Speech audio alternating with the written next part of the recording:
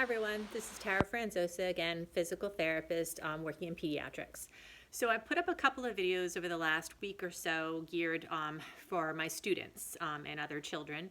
Today this video is going to be more geared for parents, grandparents, or other people who are working with young kids.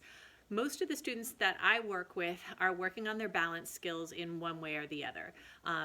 That can mean anything from working on being able to balance in sitting to being able to balance standing on one foot or doing some complex high-level skills. And I know it's tricky now, you're not seeing your physical therapist and you're home, so I wanted to give you some information about finding that just right balance challenge for your kiddo and different ways you can challenge them and make it fun and exciting. When I talk about a just right challenge, this is really important.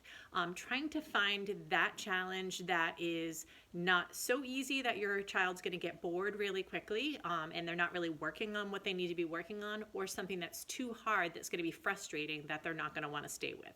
If you can find the just right challenge, it should be tricky enough that they'll want to kind of continue to work on it over a period of time, and it should be fun for them, but not so easy or so hard.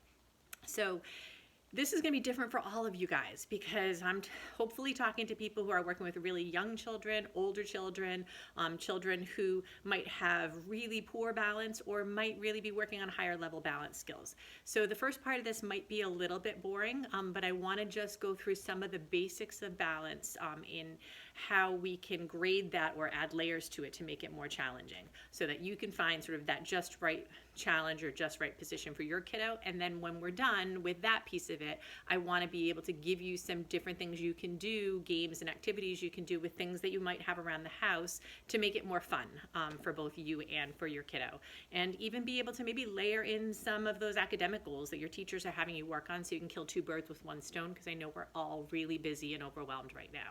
So the first thing when we talk about balance is if you are lower to the ground, if you have a wider base of support, so more of your body in contact with the ground, or your body parts kind of spread out so that you're getting a wider base to you, it will be easier. So if we're talking about sitting, some kids will like to sit in a W-sit position, so they're sitting with their bottom between their feet. This is something that I usually discourage. This creates a really wide base of support. It's very stable, so your body doesn't have to work so hard. So it's a little bit of a cheater position, and it also really is not great for those hips and knees if we sit that way all the time. So I work a lot with my kiddos sitting either in a cross-leg sitting position where I've got a pretty wide base of support, or even legs out to the side, providing a wide base. So if your kiddo is challenged just sitting on the floor, then that's a good place to start. They may be propping with their hands or kind of wobbly, so you can start in sitting. Whenever you start to move your body outside of that base of support, or turn your head so your eyes are looking in different positions, that will challenge you a little bit. And as soon as you narrow that base of support or get further away from the floor, you're also going to challenge your balance. So sitting is one position we work in quite a bit, and in this position I might work on reaching for things overhead, across my body, and that will make it more challenging. I also love to work with my students in what I call high kneeling. So not sitting back on my feet with my hips nice and tall, and again, if my knees are further apart, that gives me a wider base of support, which is easier. If I bring my knees close together so my knees and my feet are touching, it's more difficult. As soon as I start reaching away from my body, picking things up off the floor, I'm going to make it more difficult. It's going to challenge my balance.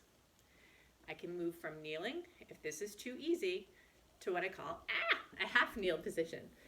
So I'm kneeling, but I have one foot in front of me with my knee up and my foot flat. This is really challenging for a lot of my students, from preschoolers all the way up to some of my older students. So just being able to maintain a half kneel position can be challenging.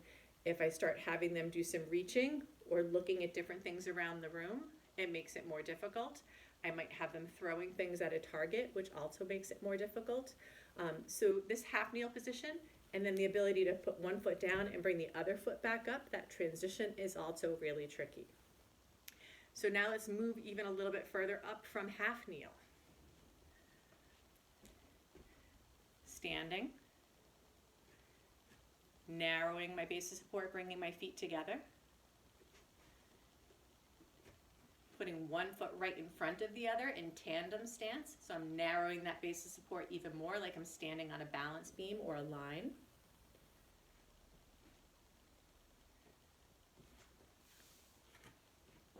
Putting one foot up on a stool. So I'm not quite standing on one foot, I've got a little bit of support here, but again, I'm narrowing that base of support. I only have one foot on the floor, and some weight, not a lot of weight, is on the foot on the stool.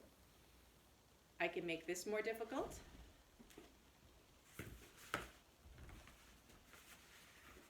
I have, this is just a foam roller. This might not be something that everybody has in their house, but you might. So it moves forward and backwards, so it's a little bit more challenging to keep one foot up on the foam roller instead of on a step stool. Switching that to a ball that now rolls in all directions. And I can't put a whole lot of weight on there. Okay, hold on, I got it. One foot up on the ball, maintaining my balance here. I could even have a balloon. See if we can keep our balance with one foot on the balloon, because I can't put very much weight on that. So now most of my weight is on the foot that is on the floor, or then go just to balancing on one foot. So we've made a progression from sitting on the floor, up to high kneel, to half kneel, to standing with feet together, to tandem standing with one foot right in front of the other, to standing with one foot on a supportive surface like a step stool, a foam roller, a ball, a balloon, to balancing on one foot entirely. So once we've gone through that whole progression, there are other ways that you can make all of those things even more challenging. And again, we talked a little bit about some of that could be by having your child look in different directions. So maybe you have flashcards that you're making with sight words or with math problems. And you could have those in different places or show them to your student in different places so that they have to turn their head and move their eyes. That's going to challenge their balance. You also might try having them close their eyes in any of those positions. That's going to really challenge their balance as well. The other thing we can also do is having them reach for things. I know we talked a little bit about that, but popping bubbles.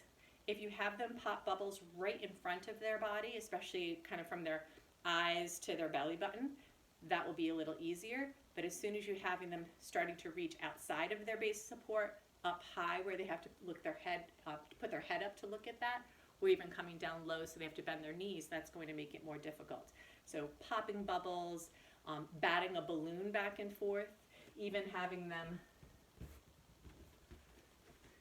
trying to balance on one foot and tap a balloon and keep it in the air will make it a lot more challenging. Having them, I have a whole bunch of stuffed animals being in half kneel and throwing them into a laundry basket, throwing them at, you can make bowling pins out of a soda bottle that's empty. I even have some plastic cups, empty bottle of soda, some different size baskets. All of that can make really good targets to throw into or to knock things over, and stuffed animals are pretty safe for in the house if you don't want them throwing balls.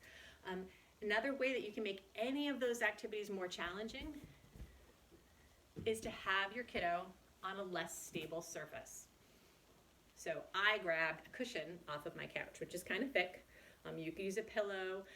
The thicker it is and the more dense the foam, it's going to be a little bit more challenging than if you were just on like a pillow off of your bed. But whatever you have is good to work with. You can do any of those positions and challenges on this pillow, from sitting to kneeling to standing on one foot. And because I'm on that squishy, unstable surface, it's going to challenge my balance automatically.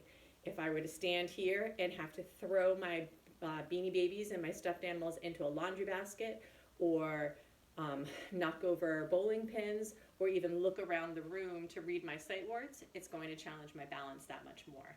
My kiddos absolutely love to play with a balloon if they don't have a latex allergy, to bat a balloon back and forth while they're standing on a pillow, balancing on one foot, or even in that half kneel or half stand position. once, if you want to try some of these different activities, some other things you can do at home. My kids love to walk on balance beams, and I know you probably don't have a balance beam in your living room right now, but a couple of options. You could take some painter's tape and make a balance beam on the rug. Usually that's pretty safe on rug and wood floors if you don't leave it down too long, and work on walking one foot in front of the other on the balance beam. You could also take your stuffed animals. And I know when my kids are little, I had a lot of them and I didn't know what to do with them. And you can make a little path, lining them up side by side all the way down a path. And you can start with the path being a little wide so they can walk with their feet close together without touching the stuffed animals, and then make it more narrow. So in order to go down the path, they actually have to narrow that base support and walk one foot in front of the other.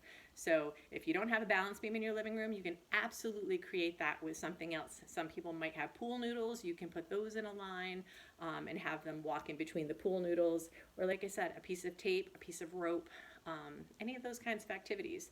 So, what I would just say is if your kiddo is working on balance skills, it's a great way to have a lot of fun and continue to work on something that is part of their PT goals normally during the school year. So try and find that just right challenge where they might be working kind of hard, but it's not too hard that they're frustrated.